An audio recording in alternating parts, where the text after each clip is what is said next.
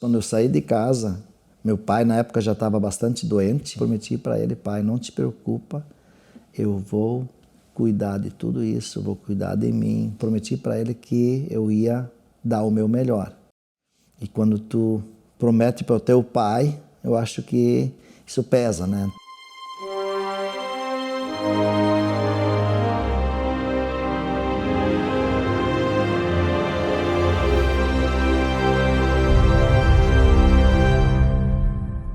O Celso já veio com o dom de casa, de manusear madeira, sabe, aquela coisinha sutil, de ajustar, ter calma, fazer, refazer. Então ele já tinha isso, vamos dizer assim, do jeito dele de ver as coisas, né? O Carlos não tinha vergonha de entrar no ônibus e levar uma sacola cheia de artesanato, ou se fosse peças maiores, ele levava isso. O Carlos é uma pessoa assim que é ousada, né? Eu me lembro que atravessava, na época do banco, atravessava o banco e já fazia negócio, né? Dizia, tu não tá precisando disso, não tá precisando daquilo. Oferecia isso, batedor de pneu pro cara do posto. Você vai indo, né? Então, oferecia porque precisava vender, precisava faturar, né? Então, eu tinha esse hábito já um pouco mais aflorado, digamos assim, ir lá, oferecer as coisas, fazer negócio no meio da rua, né? O Carlos é um cara que sonha alto. E por isso que eu digo, a nossa sociedade deu tão certo, porque nós não somos iguais. O Carlos é ousado, eu sou mais controlador.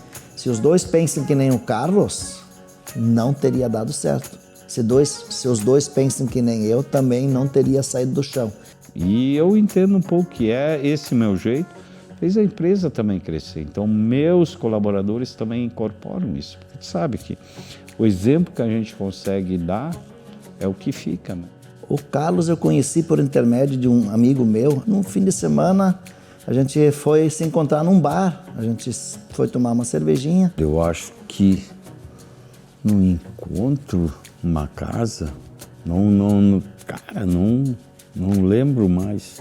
No Apolo 12, lá em Salvador do Sul. Por acaso ele veio lá e a gente se encontrou e começamos a conversar e foi ali que eu tive assim uma boa impressão dele. Era uma pessoa bem extrovertida, uma pessoa engraçada, era magrinho, usava aquele bermudão largo e a perninha fina. Tinha as coisas dele que eu não gostava, parte mais gaudéria, né, que eu já era da época do rock, mas sabe, você cria uma certa sinergia, você começa a conversar, trocar ideia. Mas eu logo percebi que era uma pessoa do bem, uma pessoa que desenvolvia bem. Que a gente sentia que ele tinha uma boa índole, é uma pessoa do bem. E essa amizade, mais tarde, se tornou nessa sociedade. Antes de a gente começar a nossa empresa, eu convidei ele para trabalhar junto comigo na Raiz Calçados, pela amizade que a gente fez, né? A gente ia de Salvador do Sul para Feliz todos os dias e voltava. Viajava durante a viagem, cara, o que nós vamos fazer? Eu disse, cara, vamos fazer calçado, né? Mas o senhor disse, não, calçado não, vamos pro artesanal, que eu tenho um pouco domínio disso, eu aprendi de casa. A maior emoção foi quando a gente terminou a nossa fábrica e começou a produzir produtos na nossa empresa. Mesmo sendo na época pequenininho, que hoje, juntando tudo, não vale 50 mil reais. Juntando a casinha na época, juntando as maquininhas pequenas que a gente comprou. Mas foi aquele ponto inicial que a gente teve, isso é nosso, isso é a nossa empresa. Agora nós vamos produzir produtos nossos e nós vamos vender produtos nossos. Foi eu acho que o começo, foi o começo que foi o que mais me marcou na vida.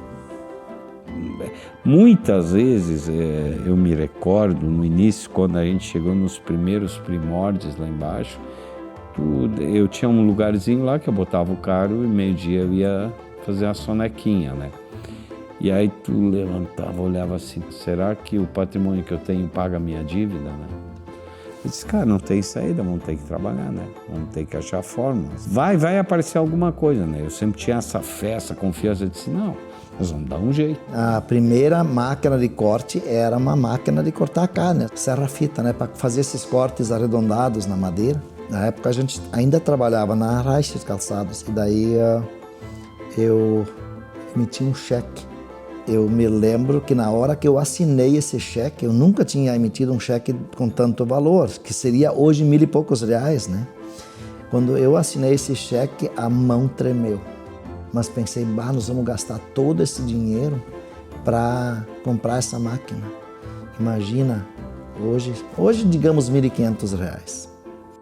Isso foi lá em 94. O primo do Carlos, o Jorge, ele continua hoje sendo nosso representante. É o nosso representante número 1. Ele trabalhava numa empresa de imóveis em Bento Gonçalves e ele trabalhava em vendas internas, né? E daí ele veio visitar no fim de semana com o pai dele, veio visitar o Carlos e o pai dele.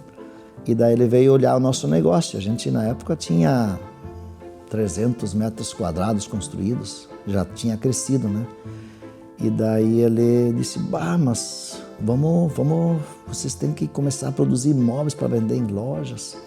Eu posso vender para vocês, eu tenho experiência. E daí nós entramos na onda dele. Nós fizemos mais uma terraplanagem, ampliamos a fábrica lá para poder produzir os móveis que ele queria vender nas lojas.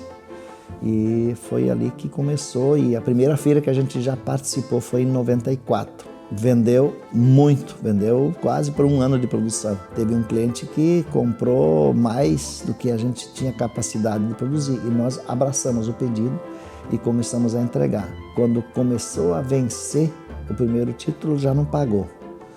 E daí nós já estava trabalhando quase 2 meses praticamente só para ele, né? Catando todo o real que a gente tinha, pegava dinheiro no banco para comprar matéria-prima e quando vimos, ele deu um calote em nós em torno de $28 mil na época.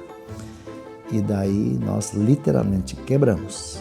E foi ali que entrou o terceiro sócio, que é o Oscar, que nos deixou há uns anos atrás. Ele vendeu um sítio dele que ele tinha e daí ele injetou em torno de $20 mil no nosso negócio para nós nos reerguermos. Tu vai apanhar, tu recupera esse dinheiro, não tem conversa. Mas como ele era avalista, corta isso aí. Como ele era avalista, ele disse, não, agora eu sou obrigado a ajudar você, não tem outra saída. E aí aconteceu, pode voltar a gravar. Aqueles os bastidores, né? O pai, ele enxergava que a gente era honesto, né? Que, cara, quando você baixa a cabeça e trabalha, a coisa vai embora. Claro, tem um período de sofrimento, umas coisas assim, mas enfim, você vai embora, né? Se não fosse também nossa persistência, nossa garra, aí também a gente não teria conseguido vencer. Eu me orgulho do time que eu tenho, eu me orgulho da equipe, ter feito uma marca tão forte, conhecida no Brasil inteiro. São coisas assim imensuráveis, né? Claro, não só é Carlos, é toda uma equipe que me cerca, que me orienta, que busca deixar a empresa dentro do trilho. Então a gente tem uma força, uma união muito grande. O que me orgulha muito é poder proporcionar também oportunidades hoje para tantas pessoas, mais que 2.000 pessoas diretamente hoje estão ligadas à nossa empresa e outros mais milhares de pessoas indiretamente. Para tu ter uma felicidade plena é quando tu realiza só não o teu sonho, o sonho de muitas pessoas, né? Muitas famílias que hoje estão trabalhando conosco no Grupo K1. Hoje a gente já muda um pouco a cabeça e a gente migra para ver outros modelos de negócio. Por exemplo, vai para a Itália, ver como é que é o sistema moveleiro deles lá, vai para os Estados Unidos, ver como é que é a situação, vai para a Ásia, olha, acompanha como é que é a evolução deles, a tecnologia deles.